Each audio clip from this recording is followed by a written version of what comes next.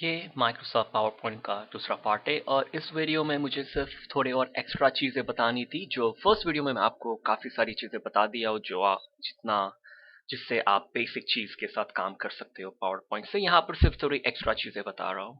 तो हमने स्लाइड्स के बारे में समझा, हमने व्यू में जाके स्लाइड सॉर्टर के बारे में समझा कि यहाँ पे से आप मूव कर सकते हो स्लाइड्स को आगे पीछे, राइट क्लिक करके डिलीट भी कर सकते हो। तो ये सब चीज़ें आप यहाँ से कर सकते हो। हम एनिमेशंस के बारे में, ट्रांजिशन के बारे में समझा। हमने कस्टम एनिमेशन के बारे में भी समझा। जब ये समरी की स्लाइड में मैंने इसके अंदर यहाँ क्लिक करके इसके यहाँ एनिमेशन डाल सकते हैं। तो समझो कि फर्स्ट लेवल पैराग्राफ। तो ये एक एक बुलेट एक एक टाइम पर आएगा जब मैं एंटर हिट करता हूँ।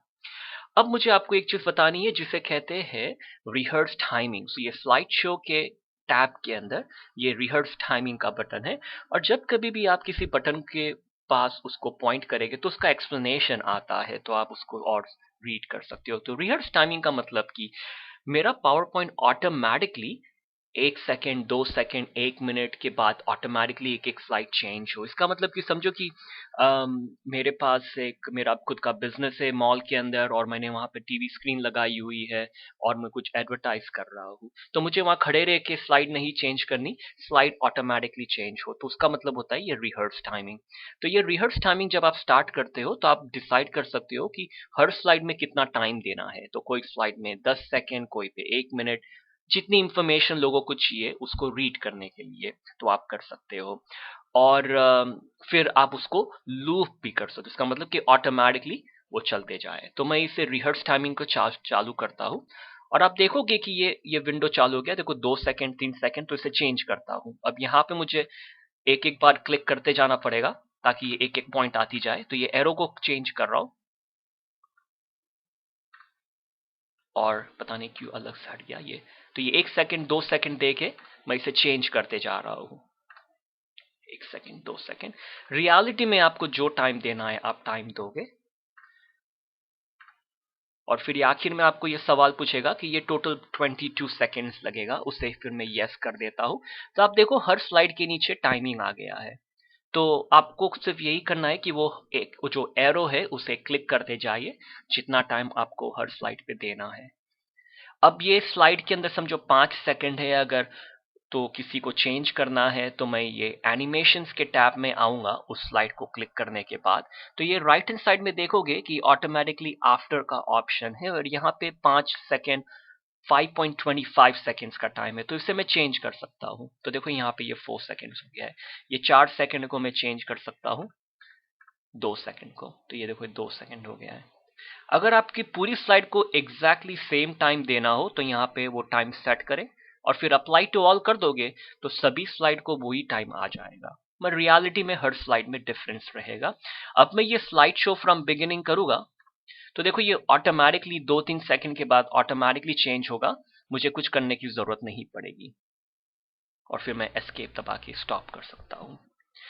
तो इस स्लाइड शो में रिहर्स टाइमिंग और इसके ऊपर आप रिकॉर्ड नरेशन का ऑप्शन देख रहे हो। इसका मतलब कि आप अगर आपके पास माइक्रोफोन है और आपको आपकी आवाज हर एक स्लाइड के साथ रिकॉर्ड करनी है तो वो आप कर सकते हो।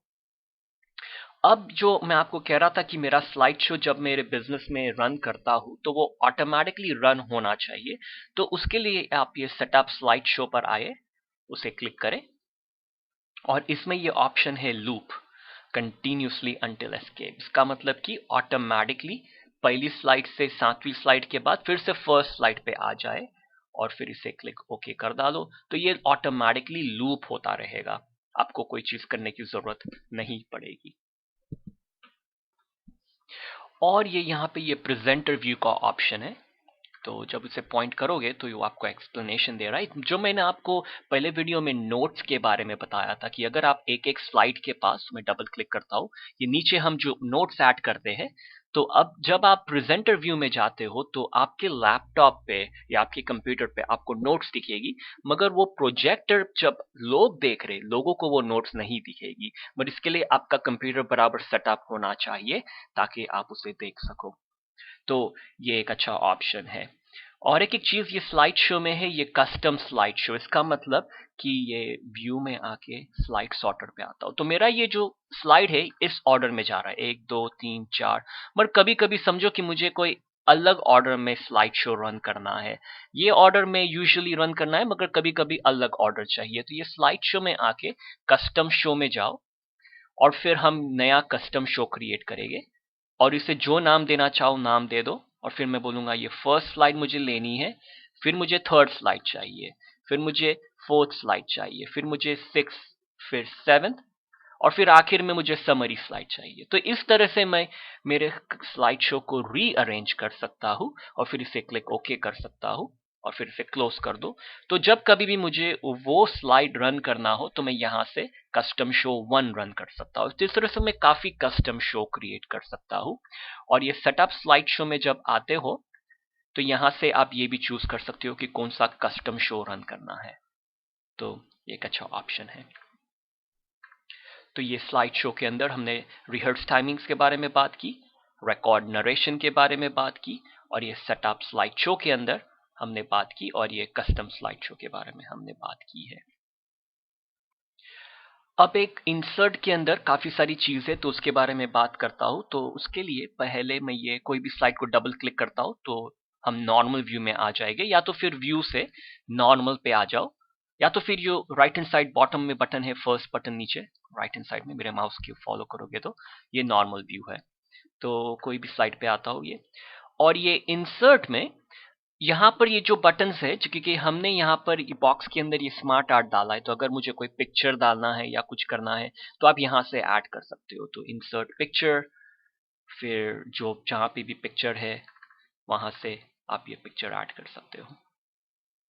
मैं इसे डिलीट भी कर सकता हूँ। तो इस तरह से इंसर्ट आप कोई भी एलिमेंट यहाँ से ऐड कर सकते हो, जैसे कि टेबल है, क्लिप आर्ट है, शेप्स आप ऐड कर सकते हो, जो भी शेप चाहिए आप शेप्स को ऐड कर सकते हो। फिर उस पर राइट क्लिक करके एडिट टेक्स्ट करोगे, आप उस पर टेक्स्ट डाल सकते हो। और फिर इसके ऊपर जब मैंने लास्ट वीडियो में बताया था एनिमेशन भी कर सकते हो। इस ऑब्जेक्ट को क्लिक करके आप कस्टम एनिमेशन में जाके और काफी सारी इफेक्ट्स डाल सकते हो। एम्फसाइज करना, काफी सारे ऑप्शन है, मोर इफेक्ट्स भी है जो आप अप्लाई कर सकते हो। तो उसके लिए आप क्लिक कर सकते हो। फिर इसे डिलीट भी कर सकता हूं मैं। तो इंसर्ट में काफी चीजें हैं, स्मार्ट आर्ट, चार्ट। अब ये इस एरो को अगर मैं चाहूँ तो ये एक्शन कोई ऑप्शन दे सकता हूँ, एक्शन क्लिक करता हूँ और इसे मैं कह सकता हूँ इसको हाइपरलिंक करो, कि जब कभी भी इस एरो को मैं क्लिक करूंगा तो वो मुझे कोई फर्स्ट स्लाइड पे ले जाए या लास्ट स्लाइड पे ले जाए या कोई पर्टिकुलर स्लाइड पे ले जाए। तो वो ऑप्शन कर सकता हूँ, या तो फिर मैं कह सकता हूँ कि कोई साउंड प्ले करो जब मैं उसे क्लिक करूँ। तो आप किसी भी चीज को ये एक्शन डाल सकते हो, तो उसे क्लिक करके आप उस पर एक्शन दे सकते हो। और हाइपरलिंक का ऑप्शन होता है कि कोई भी चीज को आपने हाईलाइट किए, शब्दों को या ऑब्जेक्ट को, और हाइपरलिंक का मतलब कि मुझे किसी वेबसाइट पे ले जाना है तो उसे क्लिक करके आप उस वेबसाइट पे जाओगे। जैसे कि समझो यूट्यूब पे कोई वीडियो है आपको ऐड करना है, तो आप यहाँ पे सिर्फ वो कॉपी और पेस्ट कर दो एड्रेस, तो वहां पे ले जाएगा। और आप टेक्स्ट बॉक्स ऐड कर सकते हो, जहां पर भी चाहो उसे क्लिक करके इस तरह से बॉक्स ऐड कर सकते हो। इसे क्लिक करके मैं डिलीट भी कर सकता हूँ। तो ये सारा ऑप्शन इंसर्ट के अंदर है। और इंसर्ट में आप वर्ड आर्ट ऐड कर सकते हो, ये अलग अलग डिजाइन होती है अच्छी, तो वो ऐड कर सकते हो। आप हेडर और फुटर को भी जा सकते हो। हेडर और फुटर जो है वो स्लाइड के ऊपर और जो बॉटम का ऑप्शन होता है, ये हेडर और फुटर में आके मैं यहाँ पे कह सकता हूँ कि आप डेट डाल दो हर एक स्लाइड के ऊपर, या तो हर दिन की डेट डालो या तो फिर फिक्स्ड आज की डेट डाल दो। तो जो भी ऑप्शन है आप चूज कर सकते हो। और फिर स्लाइड नंबर डाल दो। और फुटर में मैं अपना कॉपीराइट इंफॉर्मेशन या जो भी डालना है मैं डाल सकता हूँ। और ये भी कह सकता हूँ कि पहली स्लाइड में मत दिखाना। और ये स्लाइड के लिए हेडर फुटर है। उसी तरह नोट्स और हैंडआउट्स जो हम हैंडआउट करते हैं लोगों को, उसमें भी आप हेडर और फुटर डाल सकते हो। तो यहाँ पे देखो ये हैंड इस तरह से नोट्स प्रिंट होता है, स्लाइड ऊपर और नोट्स नीचे, तो आप ये हेडर और फुटर उसमें डाल सकते हो। और इसे अप्लाई टू ऑल कर दो। तो देखो ये बीच में इसने स्लाइड नंबर डाल दिया है 7 और ये नीचे कॉपीराइट का ऑप्शन है और यहाँ पे उसने डेट भी डाल दी है। और ये जो स्लाइड नंबर और जो हेडर फुटर का ऑप्शन है ये डिजाइन के ऊपर इंप्लीमेंट होता है। जैसे कि डिजाइन पे जाके अगर मैंने इसकी डिजाइन को कोई और डिजाइन को चेंज कर दिया तो देखोगे कि इसका ऑप्शन अलग है, इसके देखो स्लाइड नंबर और सब नीचे आ गया है। तो ये हम कंट्रोल डिजाइन के हिसाब से होता है, तो इसके अंदर हमारा उसमें कंट्रोल नहीं है, तो ये ठीक है। ओके, तो कोई भी डिजाइन में जाओगे तो उसके अलग अलग ऑप्शंस होते हैं। तो ये इंसर्ट के अंदर आपको ये सब ऑप्शन आते हैं। आप ये डेट स्लाइड नंबर को भी जा सकते हो, तो आप उसको क्लिक करोगे तो फिर से आपको इसी ऑप्शन पर लेकर आता है। अब आपको मुझे बताना है कि ये जो साउंड का ऑप्शन होता है कि कई बार आपने कोई पावर पॉइंट देखा हो जो आपको ईमेल आया है और वो बैकग्राउंड में साउंड रन हो रहा है, तो आप वो ऐड कर सकते हो। तो मैं फर्स्ट स्लाइड पे आता हूँ, उस पर क्लिक करता हूँ ताकि यहाँ से साउंड स्टार्ट हो और ये साउंड के ऑप्शन को साउंड फ्रॉम फाइल करता हूँ। आप सीरीज प्लेयर से भी कर सकते हो साउंड फ्रॉम फाइल, और फिर कहीं पे भी आपका साउंड जो है उसे डबल क्लिक करें। राइट अवे आपको सवाल पूछ रहा है कि आपका जो साउंड है वो ऑटोमेटिकली स्टार्ट होना चाहिए कि जब आप क्लिक करो। फिलहाल आप ऑटोमेटिकली चूज कर दो और देखोगे कि ये देखो एक साउंड का सिंबल आ गया है, तो उसे क्लिक करो और ऊपर आपको साउंड टूल्स मिलेगा क्योंकि ये ऑब्जेक्ट है। जब आप उसको मुझसे मैं नहीं क्लिक करूंगा तो साउंड टूल्स नहीं है, उसे क्लिक करता हूँ, साउंड टूल्स का ऑप्शन आता है।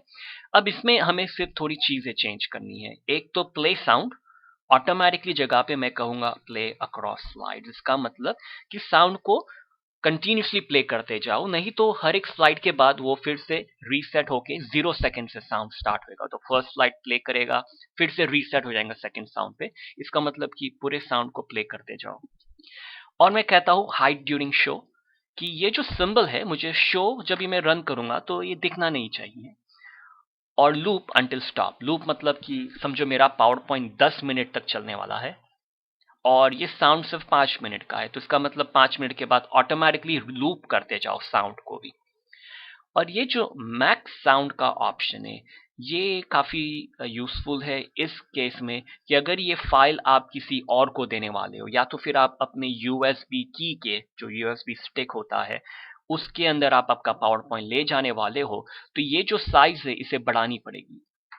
अगर ये फिलहाल 100 KB की साइज है और जो मैंने साउंड ऐड किया है वो फाइल साइज है समझो 2 मेगाबाइट जो 2000 KB है, तो फिर ये वो फाइल जो है मेरे पावर पॉइंट के साथ नहीं आएगी। तो उसका इसके लिए इसका नंबर बढ़ा देना।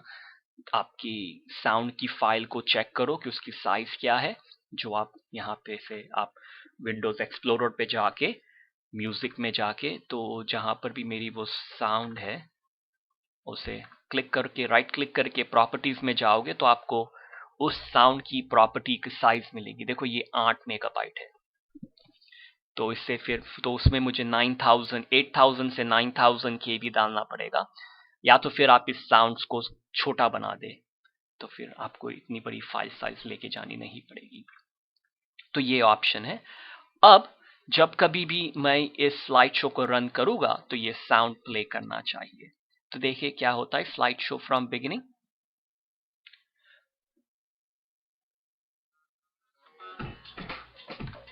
तो आपको ये देखो साउंड सुनाई देता होगा।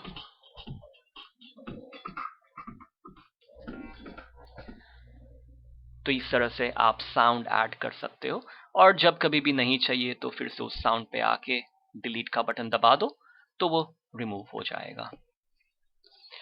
अब एक थोड़ी चीजें बची है बताने के लिए, आपको स्लाइड मास्टर के बारे में कुछ बताना है। तो ये व्यू पे आके मैं ये स्लाइड सॉर्टर पे आता हूँ।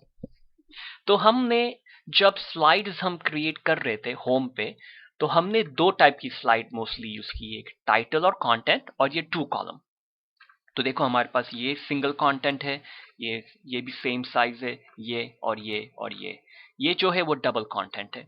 तो ये जो व्यू के अंदर एक ऑप्शन है जिसे कहते हैं स्लाइड मास्टर। इसका मतलब कि ये जो लेआउट है इसका एक मास्टर स्लाइड है जिसे आप चेंज करोगे तो ये सभी की सभी स्लाइड एक साथ चेंज हो जाएगी, यानी उसका जो कलर है या कोई भी चीज है तो ये काफ़ी यूज़फुल है क्योंकि समझो कि आपके पावर पॉइंट में 100 स्लाइड्स है और उसमें 50 स्लाइड ये वाले लेआउट है, सिंगल टाइटल कंटेंट।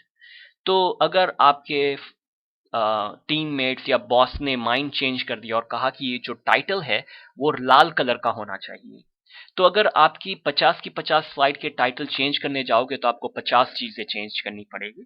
तो उसकी जगह पे आप स्लाइड मास्टर पे जाओ, एक बार चेंज करो, सभी की सभी स्लाइड्स ऑटोमेटिकली चेंज हो जाएगी। तो इस पे क्लिक करके मैं स्लाइड मास्टर पे आता हूँ, तो ये इसकी मास्टर स्लाइड पे आ गया हूँ और यहाँ पर हम सिर्फ फॉर्मेटिंग चेंज करते हैं, शब्दों को नहीं। तो इसको समझो, मैं इसके टाइटल को हाईलाइट करता हूँ, इस पे आप राइट क्लिक करोगे तो आपको ये ऑप्शन मिल जाएगा और समझो इसके फॉन्ट्स को पहले चेंज करता हूँ, कोई भी अलग फॉन्ट दे देता हूँ इसे और इसे एक लाल कलर दे देता हूँ और फॉन्ट्स के कोई भी चेंजेस कर सकते हो आप। यहाँ पे देखो ये इसे हाईलाइट करके आप मेन बुलेट को चेंज कर सकते हो, सब बुलेट को चेंज कर सकते हो, आप यहाँ पे फुटर को भी चेंज कर सकते हो, इसे मैं बोल्ड कर सकता हूँ स्लाइड नंबर को। तो ये काफी चीजें कर सकते हो, मगर ये जो चेंजेस है वो इस लेआउट को अफेक्ट करेंगे। अब आप चेंज करने के बाद मेक श्योर करना आप क्लोज कर दो।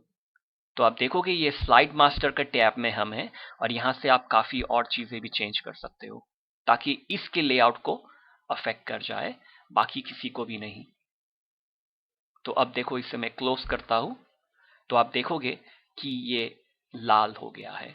मैंने ये कलर चेंज किया तो सबके भी हो गए, मगर आप देखोगे ये कंप्यूटर स्किल्स में इसके फॉन्ट को लाल नहीं हुआ है, मगर ये चार्ट, स्मार्ट आर्ट, ये सब रेड हो गए। तो ये व्यू स्लाइड मास्टर से क्लोज करता हूं, फिर से व्यू स्लाइड सॉर्टर पे आता हूं और इस स्लाइड पे क्लिक करता हूं और फिर यहां से व्यू स्लाइड मास्टर पे आता हूं। तो ये डबल कंटेंट है, इसे हाईलाइट करता हूं, इस पे राइट क्लिक करके इसके भी फॉन्ट को मैं कोई दूसरी डिजाइन पे चेंज कर देता हूं, फॉन्ट साइज भी बढ़ा सकता हूं और इसके कलर को भी चेंज कर देता हूं और बोल्ड कर देता हूं, फिर इसे क्लोज करता हूं। तो आप देखोगे, देखो ये किस तरह से चेंज हो गया, यहाँ पे टाइटल और ये पिक्चर का टाइटल। तो ये स्लाइड मास्टर काफी यूजफुल है कि आप एक स्लाइड को चेंज करके उसकी रिलेटेड जो लेआउट है सब की सब ऑटोमेटिकली चेंज हो जाएगी। तो अंडर व्यू स्लाइड मास्टर होता है, तो काफी यूजफुल है ये। अब ये इसे मैं सेव कर देता हूं ताकि ये काफी अच्छी हैबिट है, टाइम टाइम पे हिट से करते रहो सेव, या तो फिर कंट्रोल और एस दबाओगे कीबोर्ड पे तो वो सेव करते जाता है ताकि ये आपकी इंफॉर्मेशन लूज ना हो। और अब ये अगर फाइल आप किसी को ईमेल करना चाहते हो तो ये फाइल को मत भेजो, आप ऑफिस बटन से जाके सेव एज को पॉइंट करें और फिर उसे पावर पॉइंट शो को सेव कर डालें। तो इसे क्लिक करके इसे कुछ नाम दे दो कि ये मेरा शो फाइल है। तो देखो ये पावर पॉइंट शो के फॉर्मेट में सेव करता है। इसका मतलब ये होगा कि जब उनको ये फाइल मिलेगी और वो ओपन करेंगे तो ऑटोमेटिकली आपका शो रन होगा। वो फाइल पावर पॉइंट में ओपन नहीं होगी ताकि लोग उसे चेंजेस करें, वो कर सकते हैं फिर भी, मगर एटलीस्ट उनको शो रन हो जाएगा। तो ये ऑप्शन होता है सेव एज का। एक लास्ट चीज बता के इस वीडियो को खत्म करता हूँ और इसके लिए मैं समरी स्लाइड में आता हूँ और इस बॉक्स में क्लिक करता हूँ कि आपके पास अगर कोई ऐसी इंफॉर्मेशन हो तो ये होम के अंदर ये एक बटन है कन्वर्ट टू स्मार्ट आर्ट। तो अगर मैं उसे क्लिक करता हूँ तो देखो यहाँ से मैं इसे कोई आर्ट में चेंज कर सकता हूँ। तो इसमें काफी ये सब डिजाइन है, तो अब मेरी इंफॉर्मेशन को मैं उस तरह से दिखा सकता हूँ। देखो इसको क्लिक करा तो देखो ये इंफॉर्मेशन को इस तरह से बता रहा है। से अनडू करता हूं तो ये काफी अच्छा ऑप्शन है कि अगर आपको ये मोर पे भी जा सकते हो आप। तो देखो ये इस तरह से बता सकता है चीजों को। तो ये काफी अच्छा ऑप्शन है अगर आपके डेटा को आपको कोई अच्छी तरीके से दिखाना हो। तो इस दो वीडियो में आपको काफी चीजें बता दिया है मैंने, और अगर आपको ये सारी चीजें समझ में आ गई तो आप कह सकते हो कि आपको माइक्रोसॉफ्ट पावर पॉइंट पता है और आप आपके बायोडेटा में डाल सकते हो। आपको कभी कोई हेल्प की ज़रूरत हो और अगर आपको कोई रेडीमेड पावर पॉइंट चाहिए तो आप यहाँ से ऑफिस बटन से न्यू पे जाओगे तो, और यहाँ पर देखो ये माइक्रोसॉफ्ट ऑफिस ऑनलाइन में फीचर्ड है, एजेंडाज है। तो ये यहाँ पे देखो ये सैंपल होते हैं, मीटिंग सैंपल्स, कैलेंडर्स। तो ये अलग अलग टाइप की प्रेजेंटेशंस अवेलेबल होती है, एकेडमिक, बिजनेस प्रेजेंटेशन, अलग अलग टॉपिक पे। और फिर आप उसे डाउनलोड कर सकते हैं, जैसे कि ये सेल्स स्ट्रेटेजी प्रपोजल, इसे डबल क्लिक करें तो देखो ये इंटरनेट से डाउनलोड हो रहा है। ये पता नहीं कुछ इंटरनेट का प्रॉब्लम आ रहा है मेरे कंप्यूटर में, पर वो पूरे के पूरे पावर पॉइंट रेडी रहेगी स्लाइड्स के साथ। आप में सिर्फ उसमें जाके आप अपनी इंफॉर्मेशन ऐड कर दे और आपका पावर पॉइंट तैयार हो जाएगा। तो ये रहा पावर पॉइंट 2007 का दूसरा पार्ट।